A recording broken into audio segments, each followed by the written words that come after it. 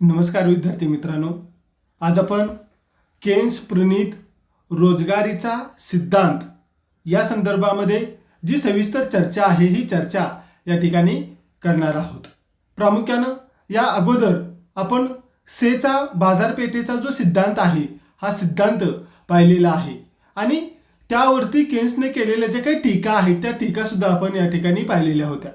प्रामुख्यानं हा जो केन्स प्रणीत रोजगाराचा सिद्धांत आहे हा सिद्धांत प्रामुख्यानं केन्स यांनी 1936 मध्ये रोजगारी व्याज आणि पैसाविषयक सर्वसाधारण सिद्धांत general theory of employment interest and money या नावाचा जो काही ग्रंथ आहे या ग्रंथामध्ये लिहिलेला आपल्याला पाहायला मिळतो। प्रामुख्यानं भांडवलशाही अर्थव्यवस्थेमध्ये उत्पन्न आणि रोजगाराची पातळी नेमकी कशा पद्धतीने ठरते या संदर्भातील विश्लेषण केन्स यांनी आपल्या सिद्धांतामध्ये केलेलं आपल्याला दिसून येतं। प्रामुख्याने केन्स यांच्या मते सामान्यतः अर्थव्यवस्थेत पूर्ण रोजगार अभावाने दिसून येतो। अपूर्ण रोजगार ही सर्वसामान्य परिस्थिती असते असं त्याने या ठिकाणी स्पष्ट केलेलं आपल्याला पाहायला मिळतं। प्रामुख्यानं केन्सचा जो सर्वसाधारण सिद्धांत आहे हा सिद्धांत नेमका काय आहे या संदर्भामध्ये जी चर्चा आहे ही चर्चा करत असताना सुरुवातीला प्रामुख्यानं केन्सच्या सिद्धांताचं तत्व नेमकं काय आहे याबाबतची चर्चा थोडक्यामध्ये या ठिकाणी आपण करणार आहोत। प्रामुख्यानं केन्स यांनी स्पष्ट केलेलं आहे की रोजगाराची पातळी ही प्रभावी मागणीवरती अवलंबून असलेला आपल्याला पाहायला मिळते। म्हणजेच प्रामुख्यानं मागणी वाढली तर रोजगाराची पातळी वाढते, म्हणजेच की जी प्रभावी मागणी आहे या प्रभावी मागणीमध्ये जर वाढ झाली तर रोजगाराच्या पातळीमध्ये वाढ घडून येते आणि प्रामुख्यानं प्रभावी मागणी जर घटली किंवा ती जर कमी झाली तर रोजगाराची पातळी सुद्धा काय होते, कमी होत असलेली आपल्याला पाहायला मिळते। म्हणजेच नेमकं काय तर प्रभावी मागणीच्या कमतरतेमुळं किंवा या प्रभावी मागणीच्या न्यूनतेमुळं बेरोजगारी निर्माण होत असल्याचं केन्स यांनी या ठिकाणी स्पष्ट केलेलं आपल्याला पाहायला मिळतं। पुढे जाऊन केन्स यांनी सांगितलेलं आहे की अर्थव्यवस्थेमध्ये वस्तू आणि सेवांचं अधिक उत्पादन करणं म्हणजेच एकूण रोजगाराची पातळी उंचावणं, म्हणजेच की प्रामुख्यानं अर्थव्यवस्थेमध्ये उत्पादनाचं प्रमाण जसं वाढत जाईल तसं रोजगाराची जी पातळी आहे ही रोजगाराची पातळी वाढत जात असलेली आपल्याला दिसून येते। म्हणजेच प्रामुख्यानं रोजगार हा एकूण उत्पादनावरती अवलंबून असतो असं केन्स यांनी या ठिकाणी स्पष्ट केलेलं आहे। म्हणून प्रामुख्यानं त्याच्या सिद्धांताला उत्पन्न आणि रोजगारविषयक सिद्धांत म्हणून ओळखलं जात असलेलं आपल्याला पाहायला मिळतं। प्रामुख्यानं केन्स यांनी स्पष्ट केलेलं आहे की देशातील एकूण उत्पादन आणि त्यामुळे एकूण रोजगार हा प्रभावी मागणीवरती अवलंबून असलेला आपल्याला पाहायला मिळतो आणि त्याच्या सिद्धांतामध्ये प्रभावी मागणी हे सिद्धांताचं मूलभूत तत्व असलेलं आपल्याला पाहायला मिळतं। प्रामुख्यानं ही जी काही केन्सचा जो सिद्धांत आहे हा सिद्धांत प्रामुख्यानं प्रभावी मागणीवरती अवलंबून असलेला आपल्याला पाहायला मिळतो। प्रामुख्यानं सिद्धांताचं जे तत्व आहे या संदर्भामध्ये जी चर्चा आहे ही चर्चा केल्यानंतर पुढे जाऊन आपण सिद्धांताची असणारी जी वेगवेगळी गृहीता आहेत या गृहीतांच्या संदर्भामध्ये जी चर्चा आहे ही चर्चा या ठिकाणी करणार आहोत। प्रामुख्यानं सिद्धांताची गृहीत विचारात घेत असताना पहिलं गृहीत आहे पूर्ण स्पर्धा। प्रामुख्यानं सिद्धांताची मांडणी करत असताना केन्स यांनी बाजारामध्ये पूर्ण स्पर्धा अस्तित्वात असते असं गृहीत धरलेलं आपल्याला दिसून येतं। दुसरं गृहीत आपल्याला सांगता येतं मुक्त भांडवलशाही। प्रामुख्यानं केन्सने भांडवलशाही अर्थव्यवस्थेमध्येच हा सिद्धांत खरा ठरत असल्याचं स्पष्ट केलेलं आपल्याला दिसून येतं। प्रामुख्यानं बेकारी आणि मंदी या समस्या सोडवण्याच्या दृष्टिकोनातून सरकारी हस्तक्षेप आवश्यक असल्याचं त्यानं मान्य केलेलं आपल्याला पाहायला मिळतं। म्हणजेच की मुक्त भांडवलशाही अर्थव्यवस्थेमध्ये सिद्धांत खरा ठरतो हे त्याचं गृहीत विचारात घेणं आवश्यक असलेलं आपल्याला पाहायला मिळतं। त्यानंतरचं तिसरं गृहीत आहे अल्पकाळ। प्रामुख्यानं केन्सच्या मते व्यक्तीच्या दृष्टिकोनातून अल्पकाळ हा महत्त्वाचा असलेला आपल्याला पाहायला मिळतो आणि त्याचा जो सिद्धांत आहे हा अल्प कालावधीचं स्पष्टीकरण आणि बेरोजगारीचं निराकरण करण्याच्या दृष्टिकोनातून उपयुक्त ठरतो. म्हणजेच की अल्पकाळ त्याच्या सिद्धांताचं गृहीत विचारात घेणं गरजेचं असलेलं आपल्याला पाहावं मिळतं. त्यानंतरचं चौथं गृहीत आपल्याला सांगता येतं घटत्या फलानुसार उत्पादन. प्रामुख्यानं अर्थव्यवस्थेमध्ये वाढत्या उत्पादनाबरोबरच कमी प्रतीच्या उत्पादन घटकांचा वापर मोठ्या प्रमाणामध्ये केला जातो आणि त्यामुळे मोठ्या प्रमाणावर उत्पादन करत असताना ज्या मर्यादा आहेत त्या मर्यादा येतात आणि उत्पादनाची जी घटती प्रवृत्ती आहे ही या ठिकाणी दिसून येत असलेली आपल्याला पाहावयास मिळते. म्हणजेच की उत्पादन घटत्या फलानुसार होत असलेलं आपल्याला पाहावयास मिळतं. पाचवं गृहीत आपल्याला सांगता येतं बंदिस्त अर्थव्यवस्था. प्रामुख्यानं केन्स यांनी आंतरराष्ट्रीय व्यापाराचा समावेश आपल्या सिद्धांतामध्ये केलेला नाही. फक्त देशांतर्गत म्हणजेच की देशाची जी अर्थव्यवस्था आहे ही बंदिस्त आहे, इतर कुठल्याही देशाचा व्यापार होत नाही, हे गृहीत त्याने या ठिकाणी विचारात घेतलेलं आपल्याला पाहावयास मिळतं. सहावं गृहीत आपल्याला सांगता येतं गतिशून्यता. प्रामुख्यानं उत्पादन तंत्र असेल, संघटन कौशल्य असेल, त्याचबरोबर श्रमाची कार्यक्षमता असेल, भांडवल संचय असेल, या ज्या काही बाबी आहेत या बाबी स्थिर असलेल्या आपल्याला पाहावयास मिळतात. या कुठल्याही घटकामध्ये जो बदल आहे हा बदल होत नसलेला आपल्याला दिसून येतो. म्हणजेच की जी गतिशून्य अर्थव्यवस्था आहे ही त्यानं या ठिकाणी विचारात घेतलेली आपल्याला पाहावयास मिळते. त्यानंतर शेवटचं गृहीत आपल्याला सांगता येतं कामगारांची उपलब्धता. प्रामुख्यानं प्रचलित वेतन दरावरती कुशल कामगार प्रचंड प्रमाणावरती उपलब्ध असतात असं त्याने या ठिकाणी गृहीत धरलेलं आपल्याला दिसून येतं. ही वेगवेगळी गृहीते विचारात घेऊन त्याने आपल्या सिद्धांताची जी मांडणी आहे ही मांडणी केलेली आहे. त्याच्या सिद्धांताची रूपरेषा नेमकी काय आहे या संदर्भातील जी चर्चा आहे ही चर्चा या ठिकाणी आपल्याला करावी लागेल.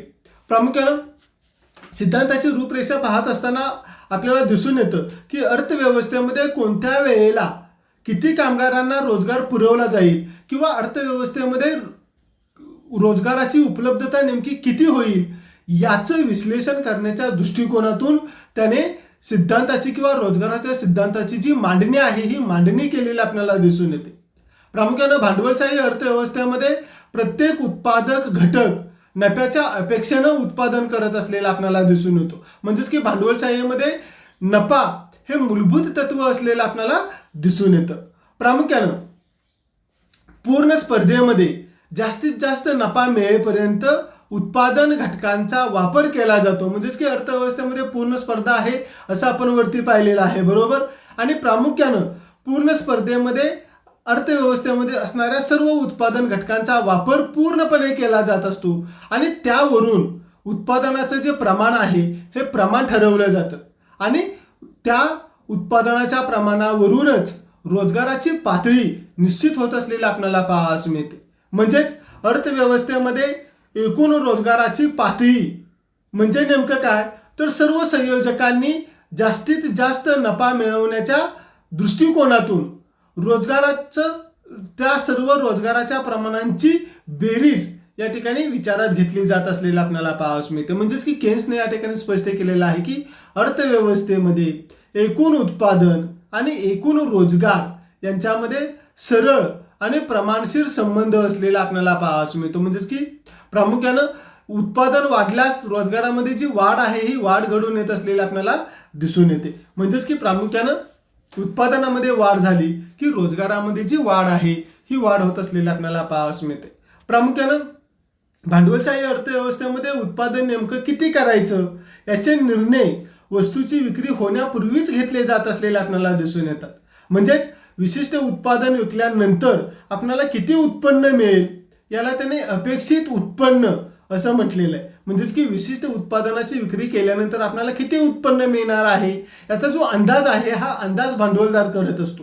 त्याला या ठिकाणी आपण अपेक्षित उत्पन्न असं म्हणत असतो. आणि त्याचबरोबर प्रामुख्यानं केलेल्या वस्तूचं उत्पादन करण्यासाठी नेमका किती खर्च करावा लागेल याचा जो अंदाज केला जातो त्याला अपेक्षित खर्च असं म्हटलं जात असलेलं आपल्याला दिसून येतं. आणि प्रामुख्यानं अपेक्षित उत्पन्न आणि अपेक्षित खर्च या दोन्हींची तुलना करून उत्पादनाचे जे निर्णय आहेत ते निर्णय भांडवलशाही अर्थव्यवस्थेमध्ये घेतले जात असलेले आपल्याला पाहावयास मिळतात. आणि प्रामुख्यानं याच उत्पादनाच्या निर्णयावरून रोजगाराची जी पातळी आहे ही रोजगाराची पातळी निश्चित होत असलेली आपल्याला दिसून येते. म्हणजेच की प्रामुख्याने एकूण मागणी आणि अपेक्षित खर्च या दोन्हींचा विचार या ठिकाणी केलेला आपल्याला पाहावयास मिळतो. म्हणजेच की केन्सने अपेक्षित उत्पन्नाला एकूण मागणी म्हटलेलं आहे आणि अपेक्षित खर्चाला एकूण पुरवठा असं म्हटलं गेलेलं आपल्याला पाहावयास मिळतं. म्हणजेच प्रामुख्यानं बाजारपेठेमधील एकूण मागणी आणि एकूण पुरवठा या दोन्हींचा विचार केन्स यांनी आपल्या सिद्धांतामध्ये केलेला आपल्याला पाहावयास मिळतो. पुढे जाऊन प्रामुख्यानं सिद्धांताचं असणारं जे काही महत्वाचा जो काही घटक आहे याकडे आपण वळणार आहोत की प्रभावी मागणीचं तत्व किंवा त्याला आपण परिणामकारक मागणी असं म्हणत असतो. प्रामुख्यानं केन्सच्या रोजगाराच्या सिद्धांताची प्रभावी मागणी हा पाया असलेला आपल्याला पाहावयास मिळतो.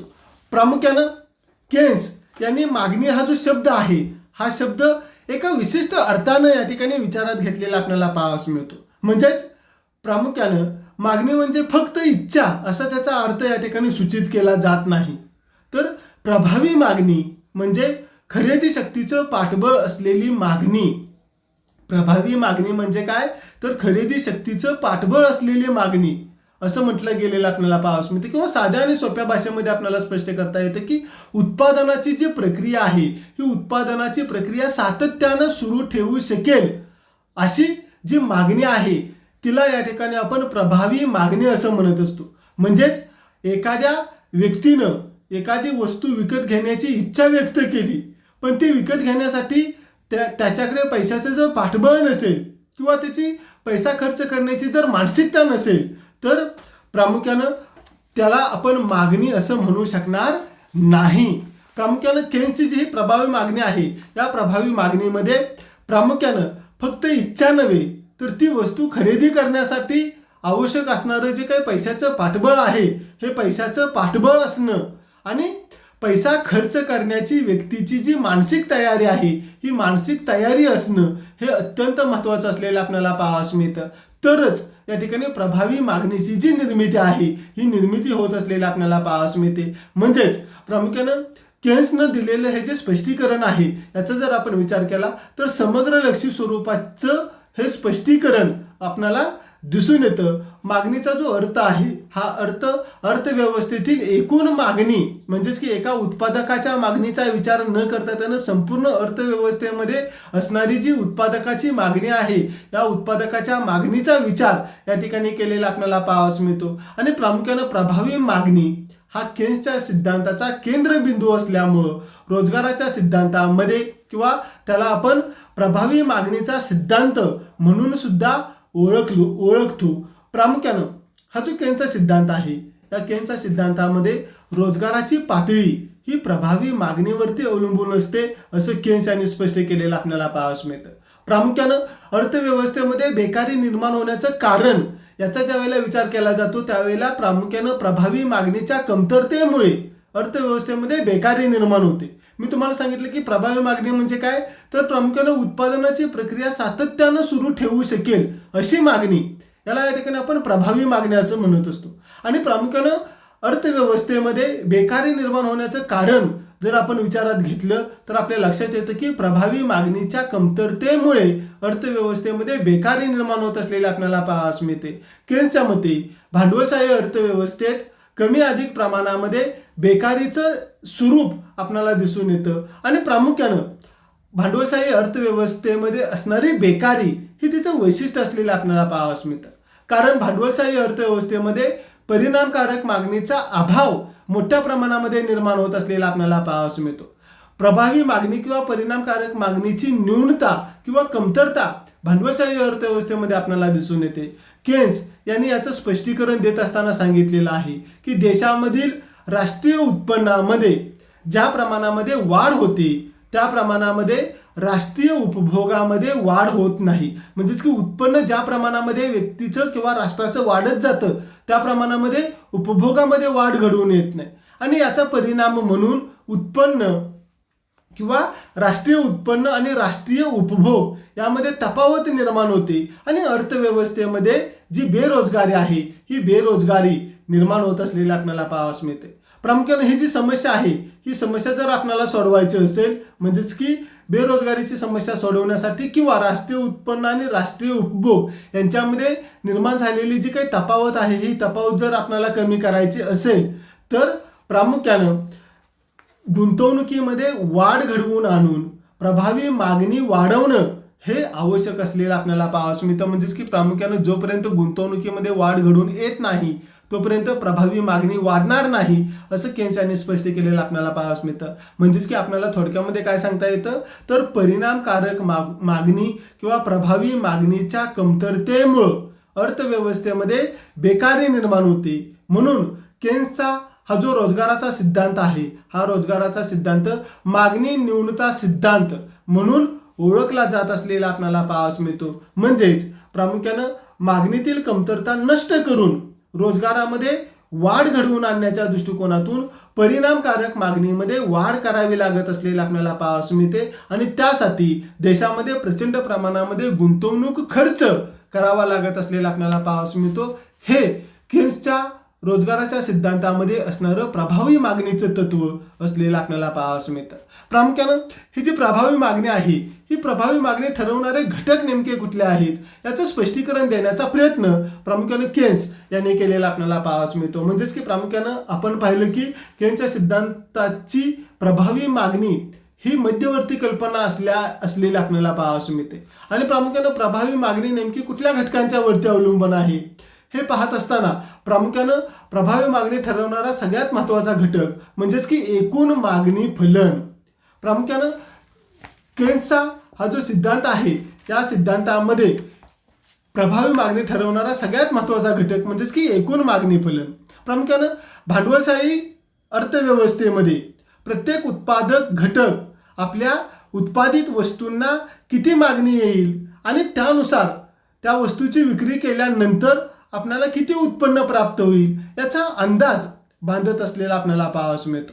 आणि प्रामुख्यानं अपेक्षित उत्पन्नातून अपेक्षित खर्च जर वजा केला तर जो भाग शिल्लक राहतो त्याला या ठिकाणी आपण नफा असं म्हणतो. म्हणजेच की अपेक्षित उत्पन्नातून अपेक्षित खर्च जर वजा केला तर जो भाग शिल्लक राहतो त्याला आपण नफा असं म्हणत असतो. आणि प्रामुख्यानं त्या दृष्टिकोनातून रोजगार किती द्यावा हे उत्पादक ठरवत असलेला आपल्याला पाहावयास मिळतो. म्हणजेच की प्रामुख्यानं नफ्यावरून किती रोजगार द्यावा हे उत्पादक किंवा भांडवलदार ठरवत असलेला आपल्याला दिसून येतो. परंतु उत्पादन किती प्राप्त होईल हे मात्र ग्राहक किती मागणी करतात आणि त्याकरता ते किती पैसा खर्च करतात यावरती अवलंबून असलेलं आपल्याला पाहावयास मिळतं. म्हणजेच की उत्पन्न नेमकं किती प्राप्त होणार आहे हे कोण ठरवतं? ग्राहक. आणि ग्राहक किती मागणी, त्या वस्तूला किती मागणी करतात आणि त्यासाठी किती पैसा खर्च करतात यावरती अवलंबून असलेलं आपल्याला पाहावयास मिळतं.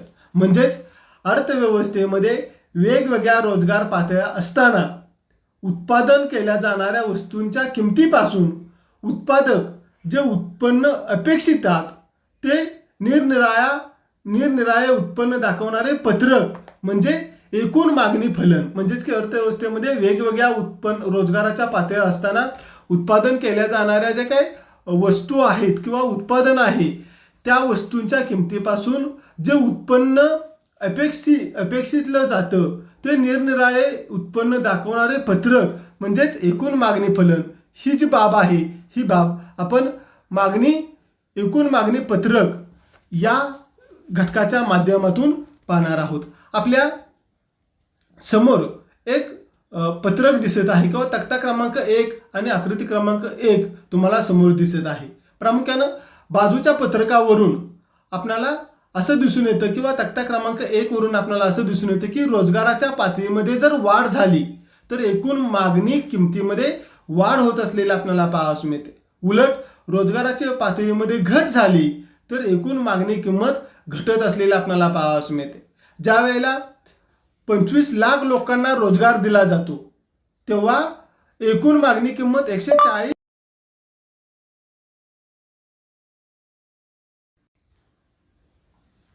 म्हणजेच प्रामुख्यानं 25 लाख लोकांना ज्या वेळेला रोजगार दिला जातो तेव्हा एकूण मागणी किंमत 140 कोटी रुपये असलेली आपल्याला दिसून येते.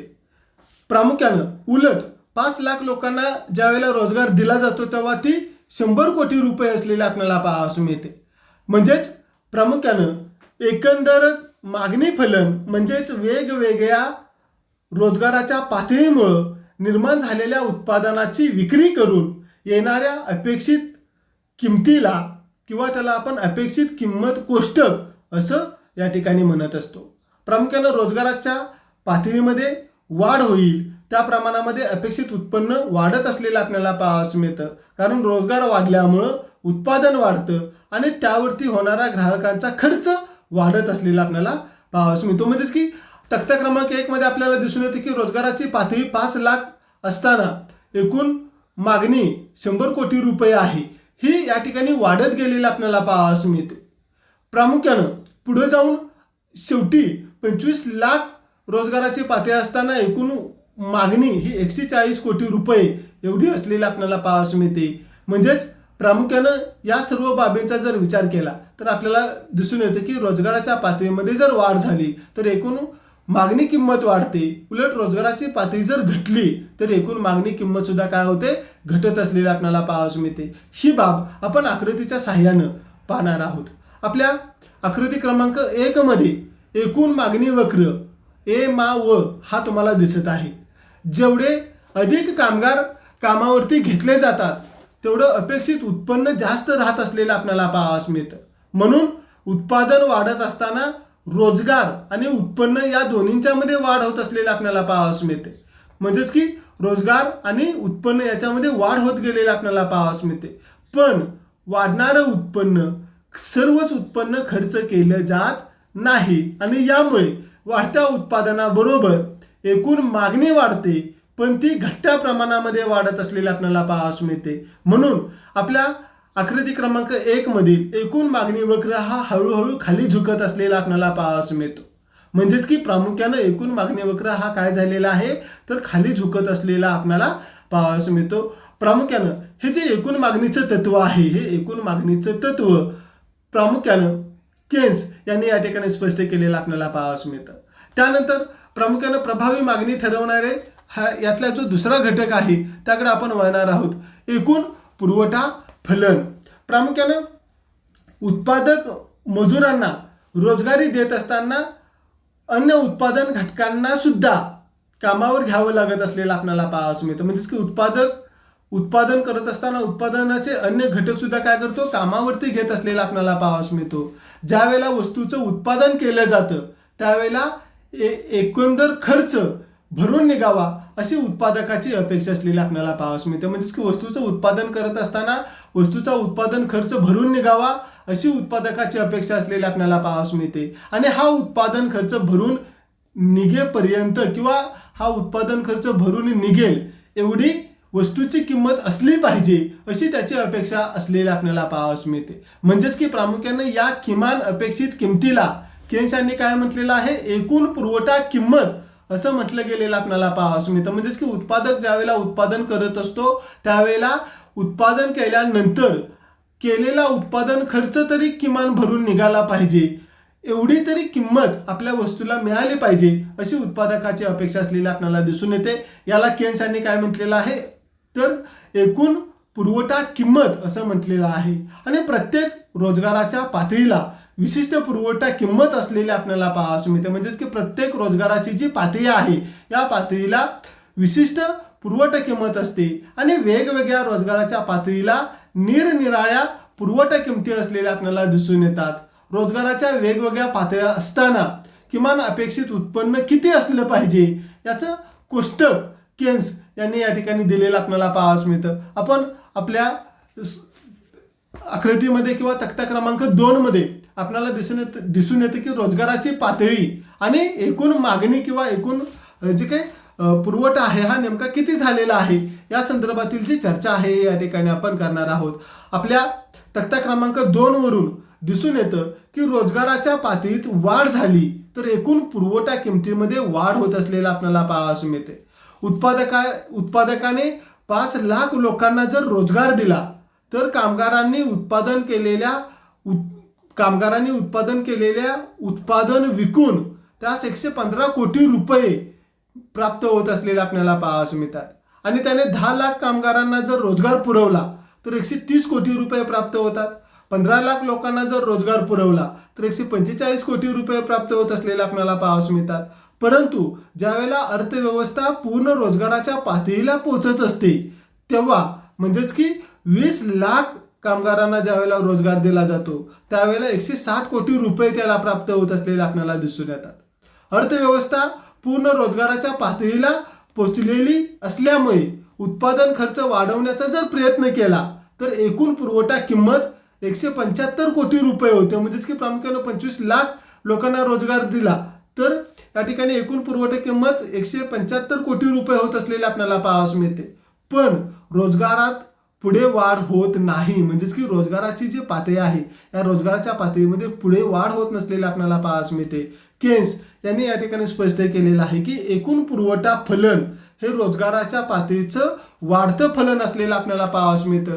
आणि प्रामुख्यानं म्हणजेच की केन्सने काय सांगितलेलं आहे तर एकूण पुरवठा फलन हे रोजगाराच्या पातळीचं वाढतं फलन असलेलं आपल्याला पाहावयास मिळतं. म्हणजेच विशिष्ट रोजगाराची पातळी आणि अपेक्षित किमान उत्पन्न यांचा संबंध केन्स यांनी एकूण पुरवठा फलन असं त्याला म्हटलं गेलेलं आपल्याला पाहावयास मिळतं. आणि हे प्रामुख्यानं आकृतीच्या साहाय्यानं स्पष्ट करण्याचा प्रयत्न केलेला आपल्याला दिसून येतो. आपली आकृती क्रमांक 2 मध्ये एकूण पुरवठा वक्र हा डावीकडून उजवीकडे वर सरकत जात असलेला आपल्याला पाहावयास मिळतो. कारण रोजगारामध्ये वाढ होत जाईल त्या प्रमाणामध्ये उत्पादन वाढतं आणि त्यामुळे उत्पादन खर्च पण वाढत असलेला आपल्याला दिसून येतो. म्हणजेच की अपेक्षित किमान उत्पन्न वाढत जातं परंतु वाढत्या उत्पादनाबरोबर कमी प्रतीचे उत्पादन घटक कामावरती घेतले जात असलेले आपल्याला पाहावयास मिळतात. आणि त्यामुळे घटत्या फलाची जी प्रवृत्ती आहे ही प्रवृत्ती या ठिकाणी आपल्याला दिसून येते. म्हणजेच की प्रामुख्यानं एकूण पुरवठा वक्र अत्यंत वेगाने वाढत असलेला आपल्याला दिसून येतो.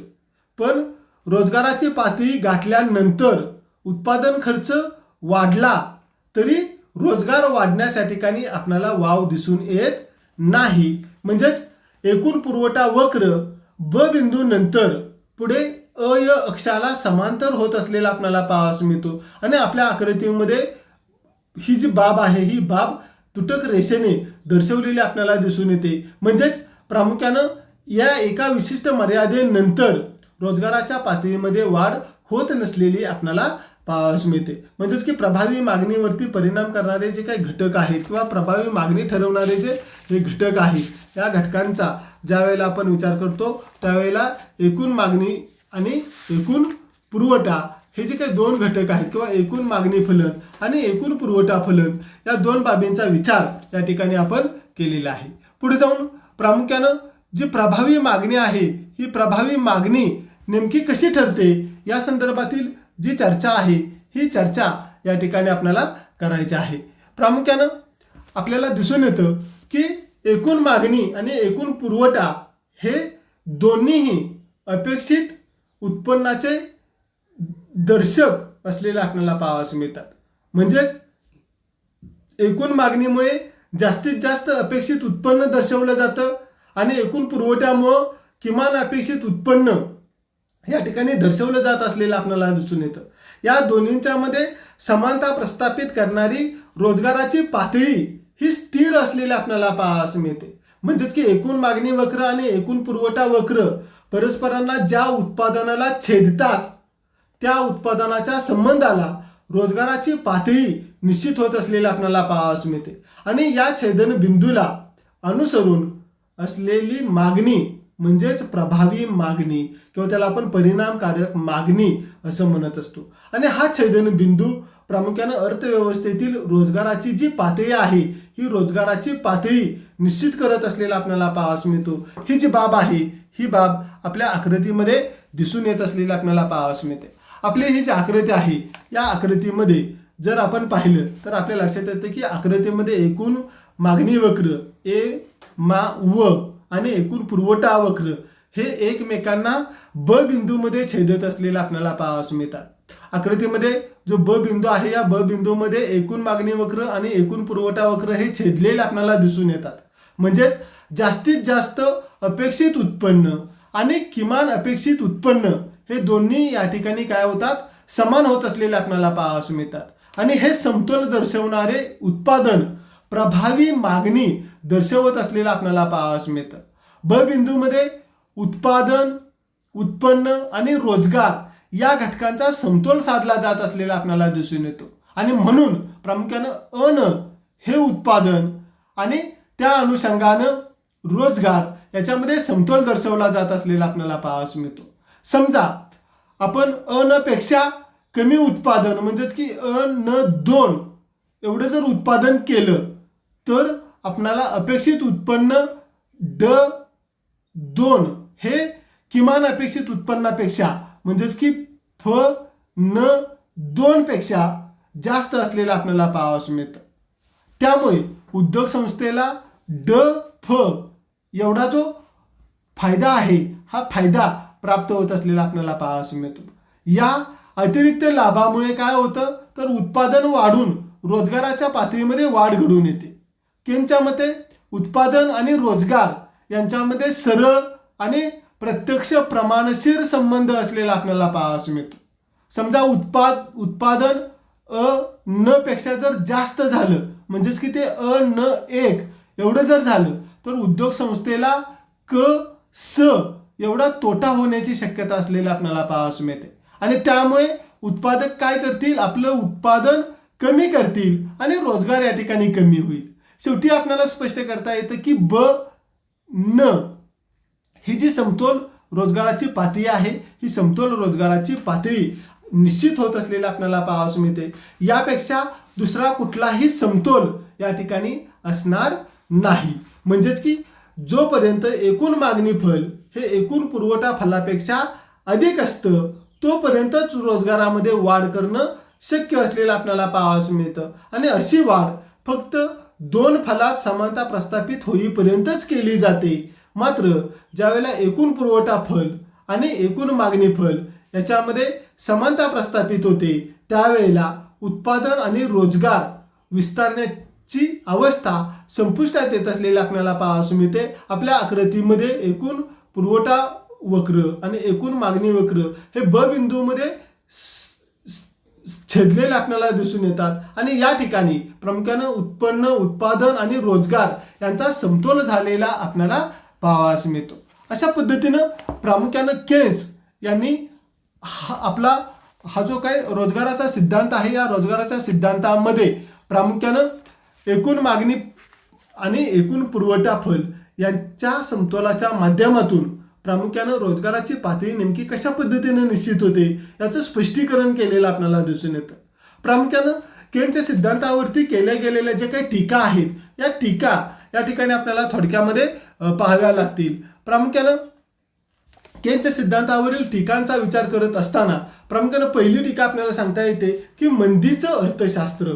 प्रामुख्यानं केन्सनं जागतिक महामंदीच्या पार्श्वभूमीवरती आपले हे जे विचार आहेत ते विचार व्यक्त केलेले आपल्याला पाहावयास मिळतात. म्हणजेच की 1929 मध्ये आलेली जी काही जागतिक महामंदी आहे या जागतिक महामंदीनंतर केन्सनं आपल्या या सिद्धांताची मांडणी केलेली आहे आणि त्यामुळे मंदीशी संबंधित असणाऱ्या रोग प्राधान्य प्रवृत्ती, गुंतवणूक फल, प्रभावी मागणी या ज्या काही संकल्पना आहेत त्या संकल्पना स्पष्ट केलेल्या आपल्याला दिसून येतात. हिग्स यांच्या मते केनचं अर्थशास्त्र हे मंदीचं अर्थशास्त्र आहे अशी टीका त्यांनी केली गेलेली आपल्याला पाहावयास मिळते. म्हणजेच की पहिली टीका मंदीचं अर्थशास्त्र आहे अशी हिग्स यांनी टीका केलेली आहे. दुसरी टीका आहे स्थितीशील अर्थशास्त्र. प्रामुख्यानं हॅने यांच्या मते केन्सने भविष्या संदर्भामध्ये केलेल्या अपेक्षा प्रवेग तत्व, गुणक तत्व या संकल्पना जर पाहिल्या तर त्यामधून गतिमान अर्थव्यवस्था पुढे येत असलेली आपल्याला पाहावयास मिळते. मात्र केन्सचं जे हे विश्लेषण आहे हे स्थितीशील पद्धतीचा वापर करून केलेलं आपल्याला पाहावयास मिळतं अशी टीका हॅन्सन यांनी केलेली आपल्याला पाहावयास मिळते. त्यानंतरची तिसरी टीका आपल्याला सांगता येते अवास्तव गृहीते. प्रामुख्यानं केन्सने सिद्धांताची मांडणी करत असताना वेगवेगळी अवास्तव गृहीते विचारात घेतलेले आहेत. म्हणजेच की पूर्ण स्पर्धा परंतु पूर्ण स्पर्धा प्रत्यक्षामध्ये आपल्याला दिसून येत नाही. घटत्या फलाची प्रवृत्ती असेल ही घटत्या फलाची प्रवृत्ती अभावानंच आपल्याला दिसून येते. अर्थव्यवस्था बंदिस्त असते असे त्याने विचारात घेतलेलं आहे. परंतु अर्थव्यवस्था बंदिस्त नसते. कोणताही देश परकीय व्यापारापासून अलिप्त राहू शकत नाही. त्याचबरोबर अल्पकाळ परंतु अल्पकाळापेक्षा दीर्घकाळ हा महत्वाचा असलेला आपल्याला पाहावयास मिळतो. ही जी वेगवेगळी अवास्तव गृहीते आहेत ही त्यांनी विचारात घेतल्याची टीका त्यांच्या सिद्धांतावरती केली गेलेली आपल्याला दिसून येते. त्यानंतरची चौथी टीका आपल्याला सांगता येते, सर्वसाधारण सिद्धांत नव्हे. शुम्पीटर यांनी स्पष्ट केलेलं की केन्सचा जो सिद्धांत आहे हा विकसित आणि विकसनशील अशा अर्थव्यवस्थेंना लागू करता येत नसल्याने तो सर्वसामान्य सिद्धांत होऊ शकत नाही. हा सिद्धांत फक्त प्रगत आणि उद्योग प्रधान अर्थव्यवस्थेनाच लागू पडतो. अप्रगत देशातील समस्या सोडवण्याच्या दृष्टिकोनातून केन्सचा सिद्धांत उपयुक्त ठरत नसल्याची टीका शुम्पीटर यांनी केलेली आपल्याला दिसून येते. त्यानंतरची पाचवी टीका आपल्याला सांगता येते, समाजवादी अर्थव्यवस्थेत विसंगती. प्रामुख्याने केन्सने सिद्धांताची मांडणी करत असताना भांडवलशाही अर्थव्यवस्थेला तो लागू पडतो असं सांगितलेलं आहे. पण समाजवादी अर्थव्यवस्थेमध्ये तो महत्त्वाचा ठरत नाही, कारण समाजवादी अर्थव्यवस्थेमध्ये मध्यवर्ती नियोजन मंडळाकडून वेगवेगळे निर्णय घेतले जात असल्यामुळे अपूर्ण रोजगाराची समस्या निर्माण होत नाही असं त्याचं मत असलेलं आपल्याला पाहावयास मिळतं. यावरती सुद्धा टीका केली गेलेली आपल्याला दिसून येते. त्यानंतरची सहावी टीका आपल्याला सांगता येते, अपूर्ण रोजगाराची कल्पना अयोग्य.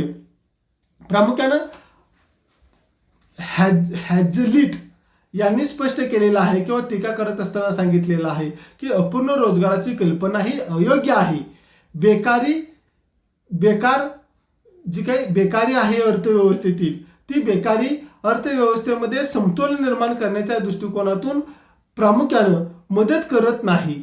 ज्यावेळेला अर्थव्यवस्थेमध्ये बेकारी असते तेव्हा अर्थव्यवस्थेमध्ये कुठेतरी असमतोल असलाच पाहिजे असं हॅझलिट यांचं मत असलेलं आपल्याला पाहावयास मिळतं.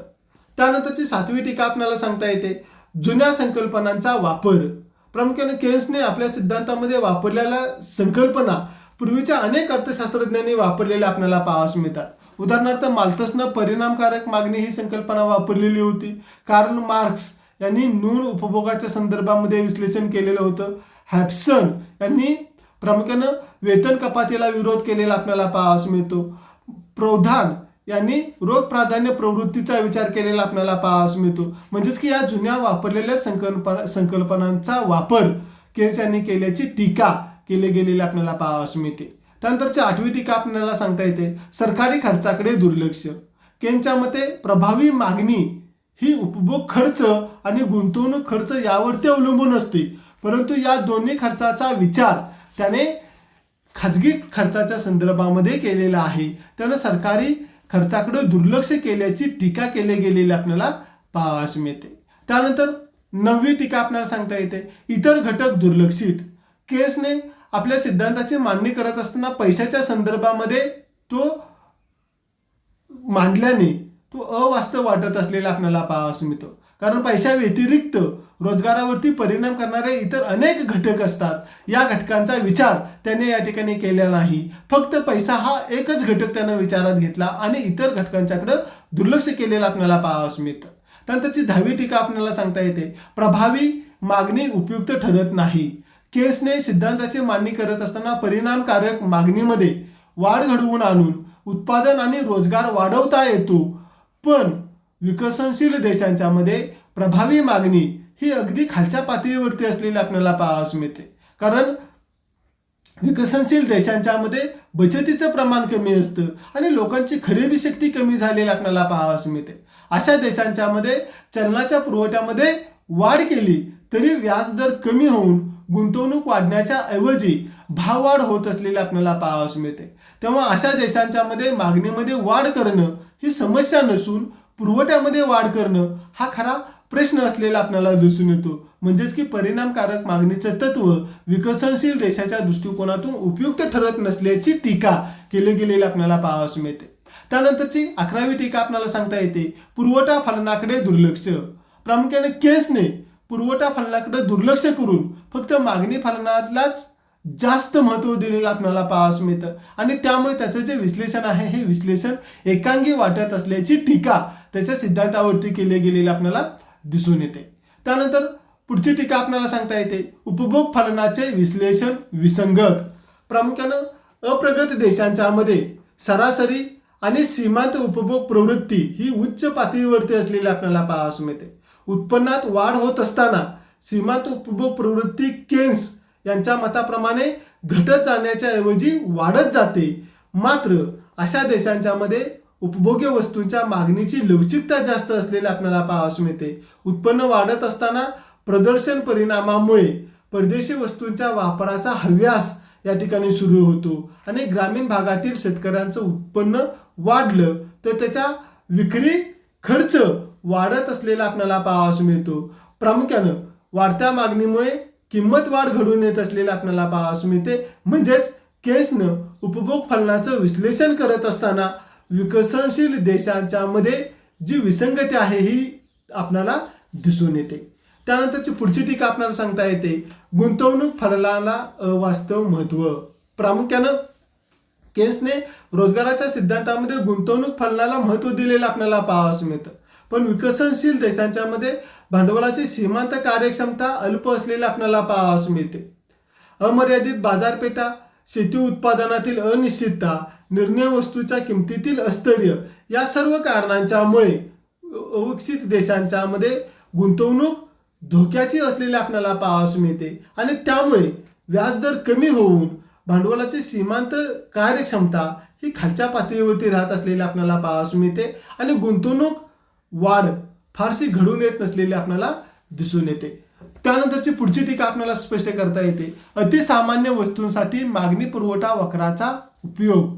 शुम्पीटर यांनी स्पष्ट केलेलं आहे की मार्शलनं वापरलेली मागणी आणि पुरवठ्याच्या वक्राची संकल्पना एकूण मागणी आणि एकूण पुरवठा वक्र तयार करण्यासाठी त्यांनी वापरलेले आहे आणि ते अयोग्य असलेले आपल्याला पाहावयास मिळते. मार्शलच्या मते अतिसामान्य वस्तूंसाठी या वक्राचा उपयोग केन्स यांनी केल्याची टीका केली गेलेली आपल्याला दिसून येते. आणि शेवटची 15वी टीका आपल्याला सांगता येते वस्तुभेद करणे कठीण. प्रामुख्याने केन्सने भांडवली वस्तू आणि उपभोग्य वस्तू असा भेद केलेला आपल्याला दिसून येतो. प्रत्यक्षामध्ये वस्तूमध्ये असा भेद करणं हे कठीण असलेलं आपल्याला दिसून येतं. म्हणजेच वस्तूमध्ये असा भेद करणं कठीण असल्यामुळं त्याच्या सिद्धांतावरती टीका केली गेलेली आपल्याला पाहावयास मिळते. अशा पद्धतीनं प्रामुख्यानं केन्सचा जो सिद्धांत आहे या केन्सच्या सिद्धांतामध्ये अनेक दृष्टिकोनातून त्याच्यावरती टीका केल्या गेलेल्या असल्या तरी जागतिक महामंदी नंतरच्या कालावधीमध्ये सरकारी धोरणं ठरवण्याच्या दृष्टिकोनातून केन्सचा सिद्धांत हा मार्गदर्शक ठरलेला आपल्याला पाहावयास मिळतो. प्रगत राष्ट्रांच्या बरोबरच अविकसित देशातील परिस्थितीनुसार सिद्धांतातील काही घटक लागू केले गेलेले आपल्याला पाहावयास मिळतात. म्हणजेच प्रामुख्यानं अविकसित देशांना सुद्धा हा सिद्धांत काही प्रमाणामध्ये लागू होऊ शकतो आणि त्यांचे धोरणात्मक निर्णय घेण्याच्या दृष्टिकोनातून सिद्धांताची मदत होत असलेली आपल्याला पाहावयास मिळते. अशा पद्धतीने प्रामुख्याने केन्सचा असणारा जो रोजगाराचा सिद्धांत आहे या रोजगाराच्या सिद्धांताच्या संदर्भामध्ये जी चर्चा आहे ही चर्चा या ठिकाणी आपण केलेली आहे. धन्यवाद.